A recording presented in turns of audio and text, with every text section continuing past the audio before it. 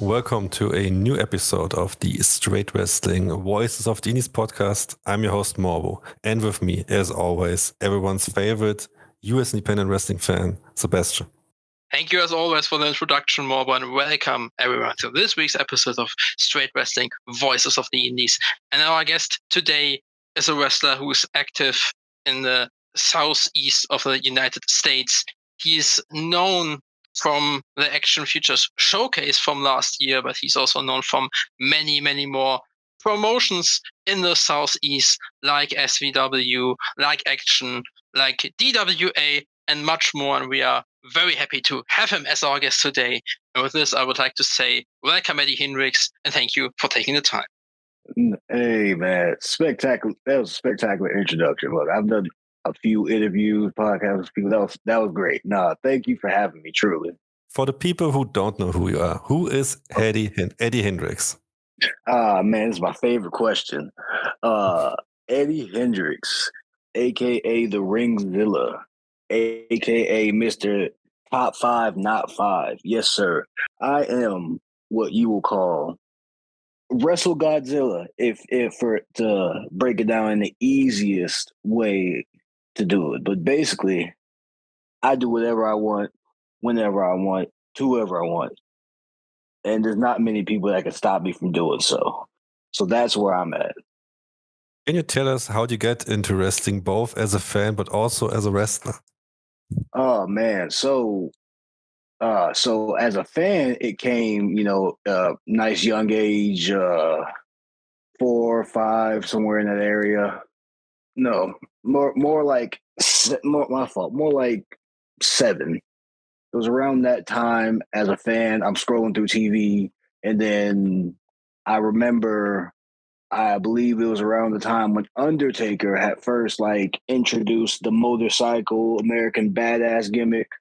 And so I was like, what is this? Is that a man on a motorcycle? And what I thought was a boxing ring, I was like, oh, yeah, I'm about to watch this. And from that point on, it's been nothing but fan. Now, the love of actually being a wrestler, it started off young too, but it was one of those things where I didn't know if it was me being like, oh, how kids are like, oh, I want to be an astronaut, or, I want to be the president. I thought at first it was one of those dreams, but it never went away. And years later, finally doing research, I ended up finding my home down in Atlanta at WWA 4. And ever since, what year are we in now? 2022, October is when I first stepped to do some training. 2022 December is when I first stepped into the ring as an actual professional wrestler, and I haven't looked back. You use different nicknames over the years: Sun God, WrestleZilla, and as you mentioned nowadays, especially Ring Zilla. Where do these nicknames come from? Ah, man. So all the names usually come from me trying to express a different aspect of who Eddie Hindrixx is and who the person behind Eddie Hindrixx is. So my very first name, moniker I had was the Sun God. Mainly, big One Piece fan. If anyone could tell, if you haven't noticed, so I got that Sun God from One Piece. I was like, yeah, let me go ahead and throw a nod to all my nerds that might know what I'm talking about. So that's where that came. And if you look at, what the character of the Sun God is, it's a person that, liberates, the people, that's for the people, that, is the freest person. So I was trying to live that aspect as a wrestler. Now, when you come to, all my other names, Hero Killer, Strange Beast, things I was playing around with that, yeah, they kind of stuck, but it didn't feel like who I really was until the Ring Zilla came. And I was like, yeah, that's more of who I am.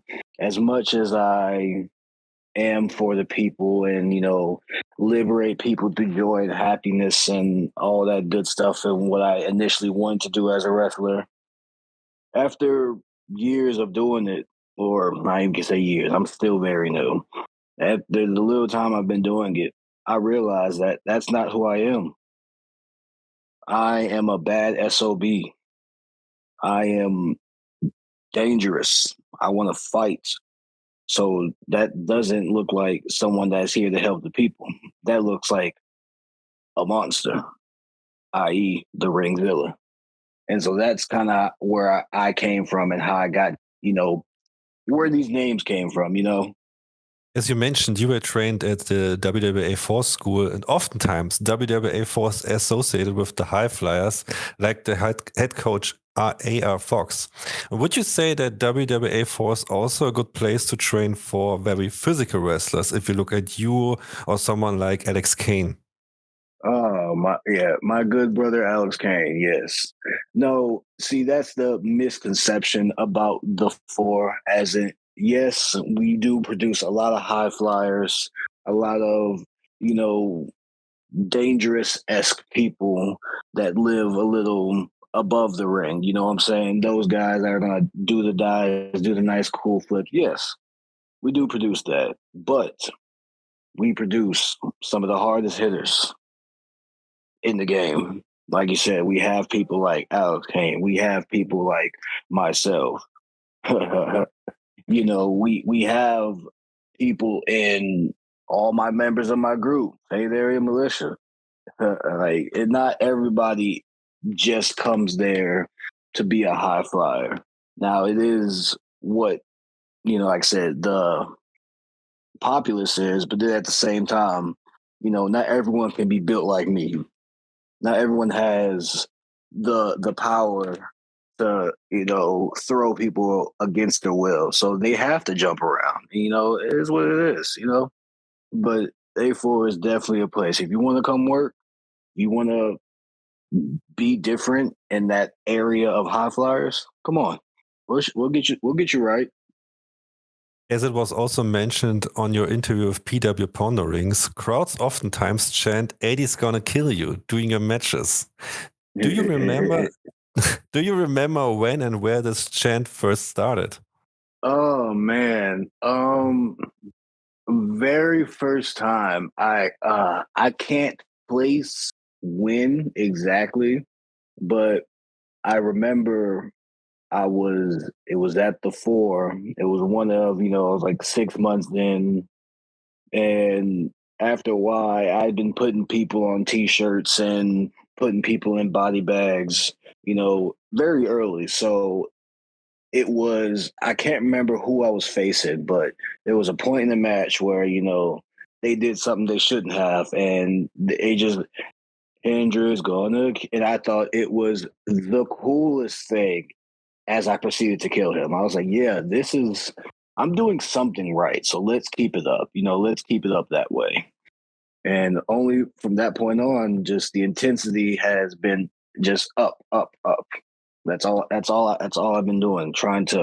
I want to keep pushing the envelope, and that's what I'm going to do. So I do pay attention to those reactions. And like I said, that Hendry going to kill you. Honestly, the fans made it worse for everyone else.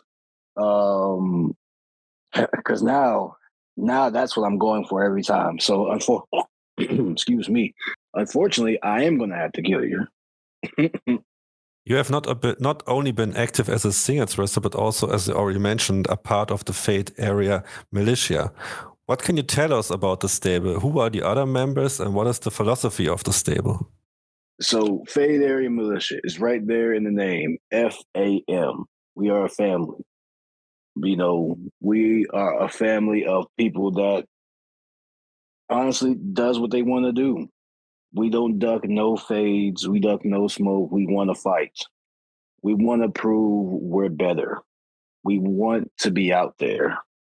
That's why King Fade, Jay Tyler, the man who brought us all together, you got your Deep South suplex machine, aka the Duke of Decatur, Travis 3000. That's the heart of our group. That's how I feel. He's a heart. He keeps us grounded. Make sure we don't go too far sometimes. But sometimes we gotta pull him back too. Travis is not always the nice guy now. And then you got DJ Bruner. nature's son, God's mistake. It says it right there in the name. Like, you never know what you're going to get with DJ. He's a wild card. He's truly a wild card. Can change the match just like that. So all of us came together, honestly, after months and months and a year of beating on each other. That's how we became so close. You know, it was all, everybody was a singles competitor for a good bit. Then Travis and Jay got together. Then I beat up on Travis and Jay some more as a tag team with my old tag partner, Grayson Pierce. That was the first run of the Sun Godness. And we beat on each other some more. Me and DJ fought a few times, and then eventually it just felt right. It felt that's what we needed to be. We wanted to terrorize the wrestling game together. So that's what we're gonna do. And nobody can stop us. Honestly, a lot of places be afraid to book Fade Area because they don't want their champions, their tag teams, whoever they want to look good. They don't want them to look bad next to us.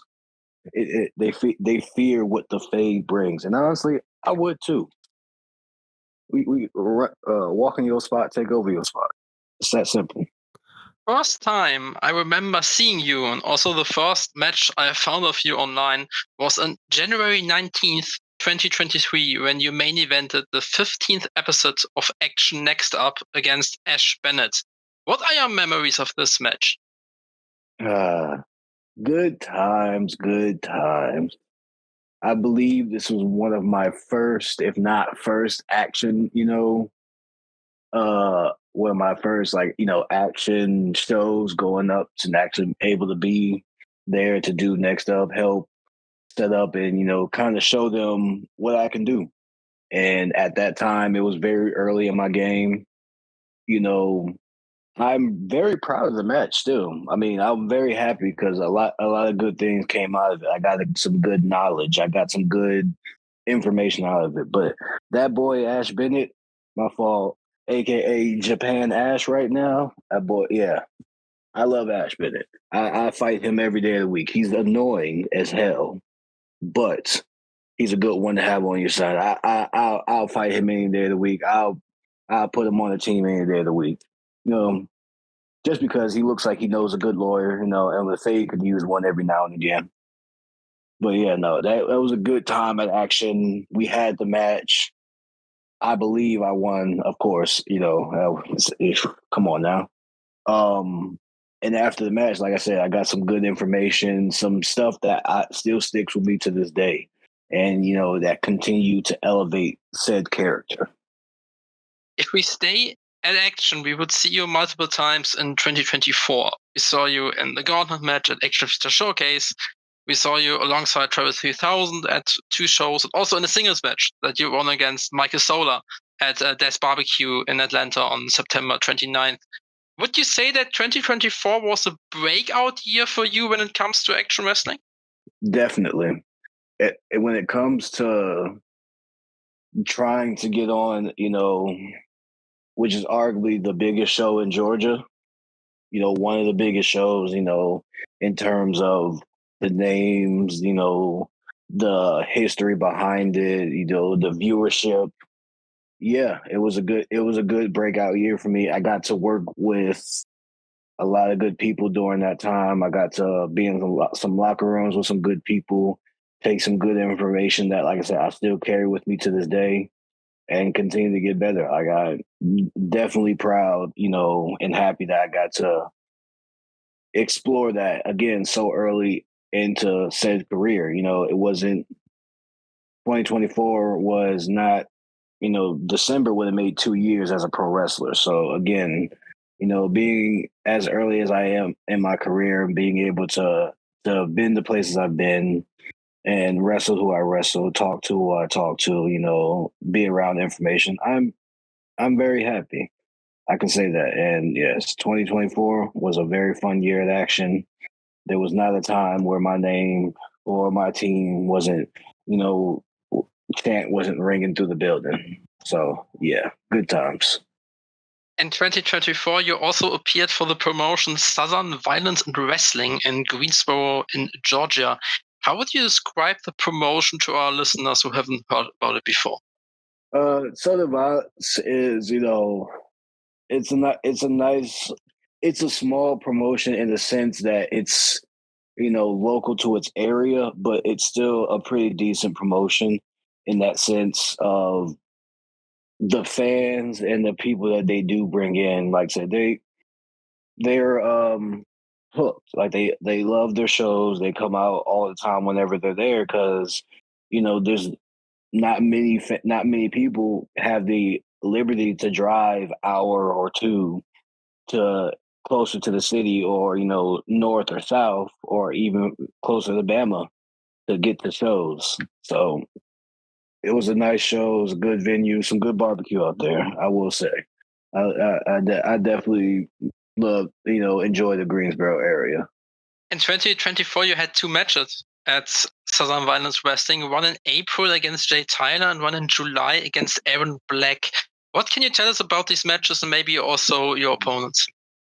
So this was another time before me and Jay had joined Sides as brothers. And Jay, tough opponent, always going to be a tough fight. And he's just as strong. He's just as agile. Don't let the size fool you. He's not. He's a tough SOB. He's a good fight, good brawl. I'll battle him 10 times out of a week if I got to. That's always a good fight there. It was a great match. I got to beat him up in front of his family. Good times. Now, as for Aaron Black, I brought it to him. I was trying. I wanted to prove a point.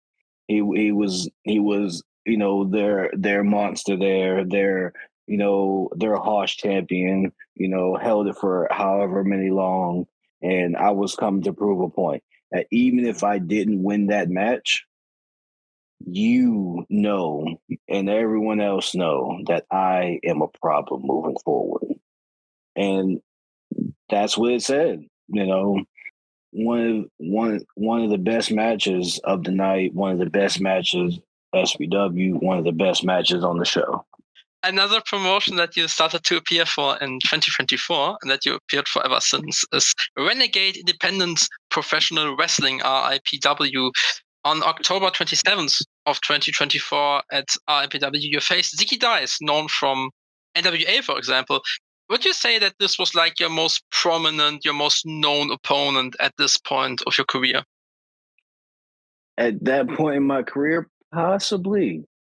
I'm trying to think who all I have wrestled at the time, but I think so. If not the most prominent, he's definitely top 5, easily top 3. One at the time.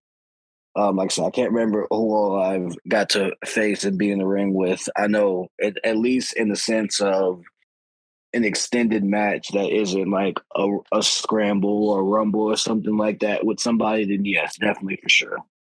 Definitely one of the biggest names at the time. I definitely felt, like I said, didn't matter the venue, didn't matter where we were at. I came in there to, again, try to prove a point, to try to see how do I measure up against some of the bigger names, What does a promotion RIPW, Renegade Independent Professional Wrestling, mean to you personally?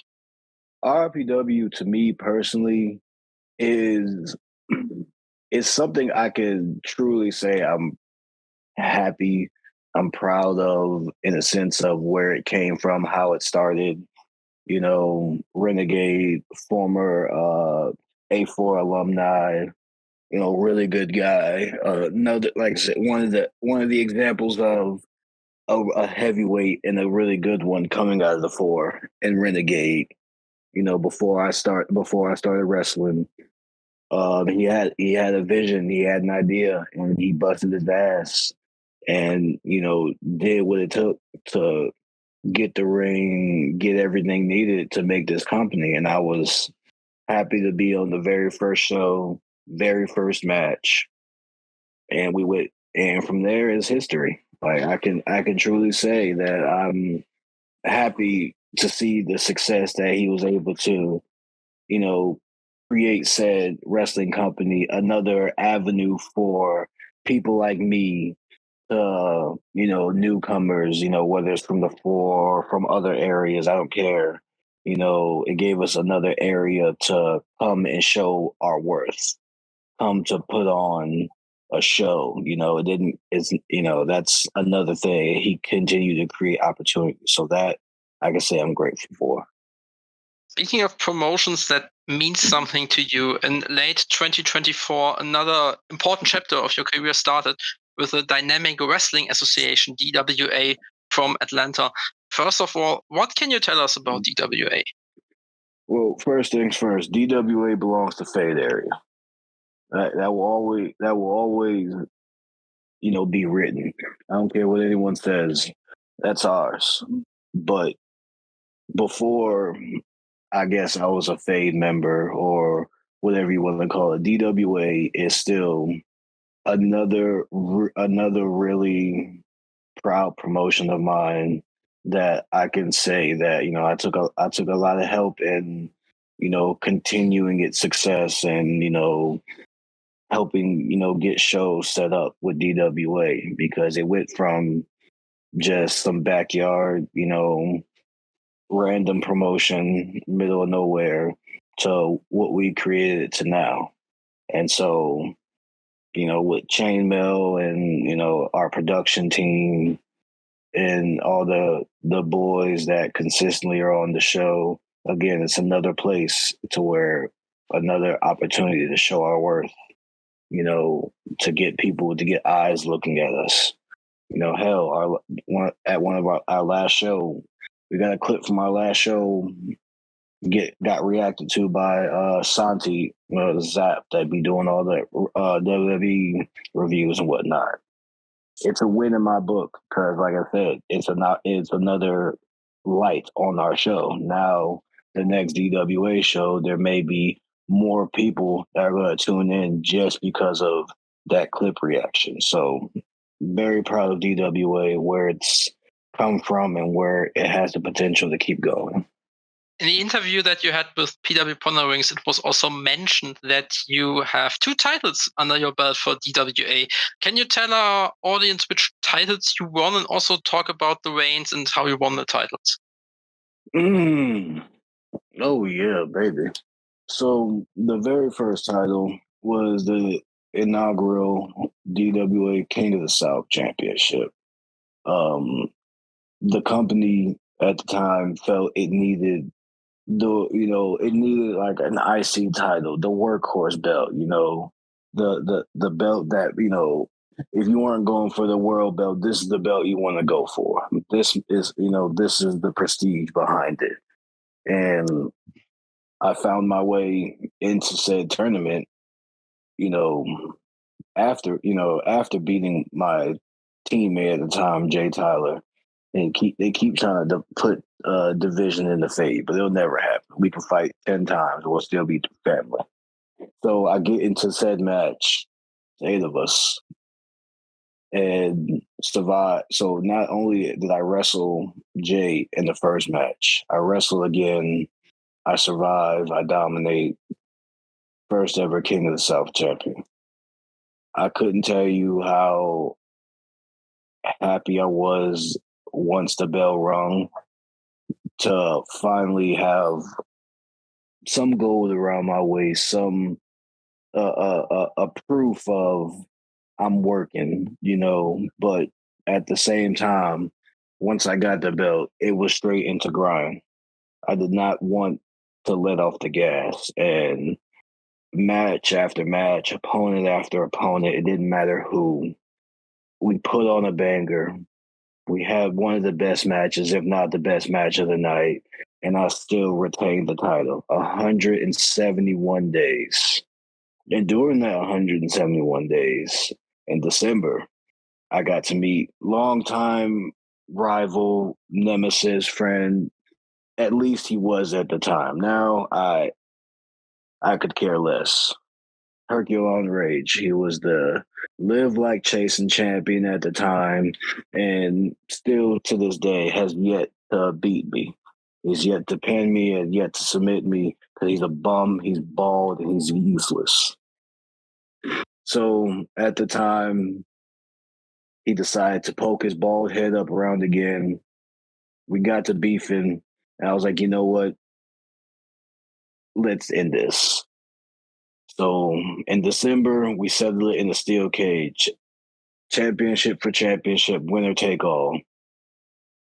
And after a brutal cage match, I snapped his leg. He taps out. I win. So now I get 2 belts. And the reign continues for a good, nice while. Maybe another 50, 60 days with the chasing champion along with my King of the South championship. Until the dreadful day that people started poking their noses in businesses that shouldn't belong. I had Alex Kane for the King of the South. I had him beat, and apparently Herculon and Mule and all these other people coming and doing unnecessary work cost me my King of the South. So when I go back to handle Mule for sticking his nose where it doesn't belong, Herculon causes me to lose the Live Like Chasing championship. So that puts us at where we are now. Would you say that with not only your title reigns, but especially the matches that you had at DWA, like the DWA Championship match against a big name like Effie, or the match that you mentioned against Alex Kane, that DWA helped establish yourself further within the independent wrestling scene? I believe so, because when it comes to wrestling, at the end of the day, everybody has their person. Everyone has their people that they like, they want to push. It's all that. And as much effort you can do, as much work you can try to get to as many shows, you may not get said opportunities. So for me to have DWA as one of my home promotions here in Georgia, that I can put on great matches, tell great stories, and wrestle bigger names, that, it definitely helped, continue to put my name out there, to put my name on some people's radars, to let people know about me. Hell, before I even wrestled Effie, he told me he wanted to wrestle me after seeing the way I worked. So that was, like I said, that was nice for me to hear, because it's like, oh, this is our GCW world champion at the time, and he wants to wrestle me because he thinks we'd have a good match. This is great. I must be doing something right. So that DWA does bring in those opportunities to get these matches against some of these bigger names. Yeah, it does wonders. It it lets it lets the world know that you can hang. So that's kudos to them. Speaking of establishing yourself, you also did that at Scenic City Invitational in 2025. You appeared at the Scenic City Rumble that year, and also in the first round of the Action Future Showcase tournament. Would you describe these appearances as milestones for you personally? I would say so, yes, because it again gave me the opportunity to present myself on, again, a larger scale when it comes to, SCI action, the TWE area, on the IWTV fans and followings. It was really like it gives me it gave me a place to show everyone that watches who I am and what I am. And I dominated all the showings, I feel. Let us skip to 2026. On April 11th, you had another title match. You faced Najasism at Deep South Wrestling, Cream of the Crop in Atlanta for the DSW Championship. How was this experience for you? Now, Eddie Hindrixx has embarked on another promotion to take over, and that is Deep South. And indeed, not only did I have another chance to throw around Alex Kane at the show before, but I found my way into a title match, was it? Or a match against their champion in Narcissism. And I was like, are you positive? Like, are you sure you want to do this? Because you do understand that I'm not like anyone else that he has faced. I can beat him right here and right now. You have a new champion that you have to deal with. But he showed me why he was champion. He's wily. He's he's slippery. He's technical. I'll give him that. When you think you got him, he might reverse it last second, use your momentum, and get the pin on you. And that's what he did. And I'll give him that. But I wasn't done. So I had to come back later on to throw some more people around because I didn't like how that ended. Like, I didn't like that. I didn't like how he thought that everything was sweet because he got the little roll-up victory using some momentum. So I had to throw some more people around. Did I win that? No.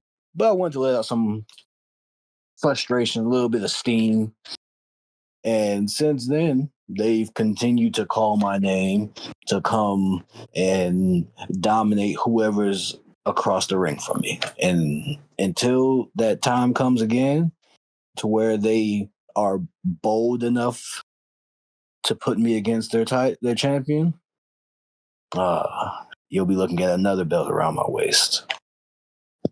If we look at some of your more recent matches, not that long ago, you had a match again at Renegade Independent Pro Wrestling, the promotion we already talked about in June, as a part of Comet Collective on June 5th. You faced Lamar Dix. What can you tell us about this match? Me and Diggs have been beating around the bush for a while now. A couple matches, not really any real matches here. Tag matches, scramble matches. Nothing that we could really get a chance to beat on each other. And I see it as it was time to show that there's a new monster to be afraid of. And that's what I went to prove against Lamar Dix. And I will say, I don't care. That's a strong man. That's a big man. And he moves surprisingly fast. You got to bring it. I brought it. I had the match won. And he decided to, hoe his way out of it and hit me with the title. DQ finish. All I'm saying is, at every landscape, at every point, especially when it comes to Diggs, he knows he can't beat me head up, face to face, one-on-one, so he has to cheat, find his way to slither out of it. It's okay, because there's going to be a day where he can't slither. He can't cheat. He can't run. He's going to have to face this Ring Zilla. My last question before Morbo will talk to you about what's next for you. We got a match that took place 2 days later because once again you faced Herculean Rage as a part of DWA Fire and Brimstone on June 7th. And especially given that you already elaborated on him being your nemesis and your whole rocky relationship with each other. How was this match for you? So after time and time again of him costing me my Live Like Chasing championship and then costing me the match to win it back, and then never showing up, never pulling up anywhere. I pull up to the 4, he's not there. I pull up to other shows that he's been at, he wasn't there. I'm looking for him because at this point, you're taking it too far. If you just wanted my attention, all you had to do was say so. So finally we get this match. I get to put my hands on him and we get to duke it out. And in glorious battle, I decide, what can I do that's going to give him the same thing? So I robbed him of a victory he's been so searching and seeking for over me. And I slapped the ref. Hey, he can't pin me. He can't submit me. He thought he made me tap out. Never. Never. That won't happen. Not from him, no. He thought he finally got that elusive victory over me, that decisive victory, but he didn't. So now I feel good. He gets robbed. I get robbed. If he wants to come see me, we can try this again. But best believe I won't be as nice this time. At the end of the PW Ponderings interview, you said that you would like to travel more and work for different indie promotions. Do you have certain regions or maybe also certain promotions outside of your home region, the southeast of the USA, in mind? If we're going to keep it short, I want the world. But if you want me to be more specific, I want as many indie promotions as I can in the States. But if an opportunity outside of the States presents itself before some opportunities I was looking for, then by God, let it be. Bring me over to the UK. Bring me over to Japan. Bring me down to Mexico. Wherever they got wrestling, bring me there. Those are the three major areas outside of the States that are known for their wrestling, and that's where I want to go to prove a point. So the Ring Zilla can be the international Zilla, the international threat himself. So wherever it is, no matter JCW, GCW, Progress, Noah in Japan, like wherever it is, I want to be there. If that's where the best wrestle, if that's where some of the best fight, take me there. I want to show everyone. I want to show the world. I am the best big to come out ever. I want to be top 5, not 5. In that interview, you named Warncode Manders as a dream opponent. Are there any other wrestlers that you have on your list of names that you would like to wrestle against someday? A lot of the people I've always wanted to wrestle, I probably wouldn't have because they're all retiring and out of their primes. I could go on for days for those guys, but when it comes to who's out there now, again, another thing is you'll understand with Hindrixx, I'm not good at names. I could honestly couldn't tell you who is who. I'd have to see them. I was like, oh yeah, I know that guy. They're popping. Oh, I know that girl. She's lit. So when it comes to who I want to face, the answer is simple. I want to face the best. I want to face who you consider to be your best heavyweights in indie right now. I want to face your best brawlers. I want to face your best luchadors, high flyers, your technicians. I want them all. I want to prove a point. I can hang with them all. I can dominate them all. I am what TNA's X Division is bred on. I'm the big that can go. I can do whatever it takes to win. So my challenge is to whoever's bold enough to accept it. Whether you don't know about me, fine. I'll be there soon. And at that point, by the time you try to find out who I am and try to run, it'll be too late. On Thursday, July the 16th, you will be in a King of the Ring ladder match at the opening show of the SCI weekend. Jameson Shook presents Night Zero. What are your thoughts going into this match? My thoughts? Oh, this is simple. So, nice nice Mr. Shook himself has allotted me the chance to come join a King of the Mountain match. Here's my thoughts. I'm going to brutalize everyone in that match. Not just because it's the match type, not just because it's super hardcore deathmatch-esque type of show. I want to brutalize everybody to prove a point again. No one can hang with me.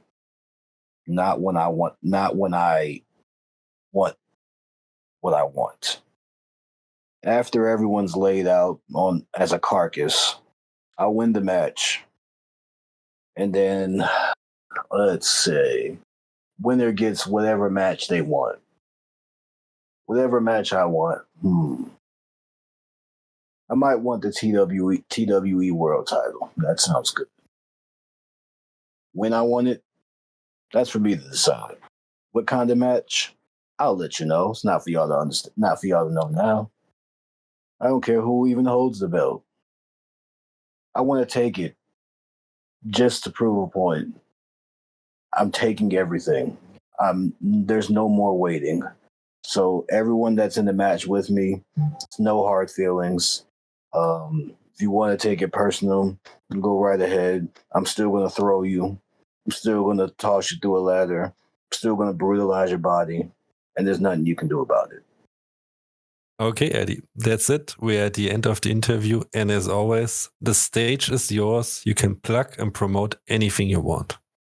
Oh, man. Look, first of all, I want to say thank you guys for another platform to express who I am and what I am.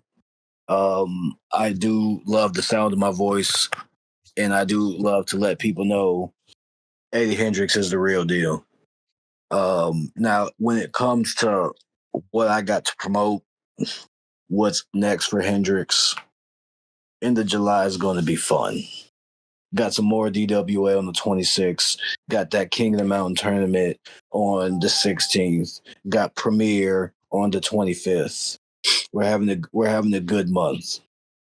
And by the way things are looking, if the cards fall the way they fall, I'll be adding so much more gold to the pot. That's what I want.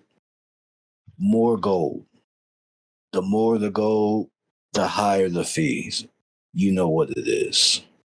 But again, thank you all. I very much appreciate you guys listen to me blabber, because that's what I do. Okay, Eddie, thank you very much for coming to the show. I think this was a very cool interview, and we're really looking forward to see you win the King of the Ring match in 2 weeks. The King of the Ring ladder match. Indeed. And look, I'm gonna point to the camera just for y'all. Well, right there, just so you know, because I know y'all watching, but right there, just for y'all. No, I do appreciate it, man. Truly, again. Thank you very much. And as always, thank you to you, Morbo, and thank you to you, Florian, but especially to you, Eddie, for taking the time and to show our listeners the world of independent wrestling in the Southeast. And of course, a big thank you to our listeners. Thank you for listening to us, and I hope you will listen to us in the future again. Goodbye. Bye-bye, y'all.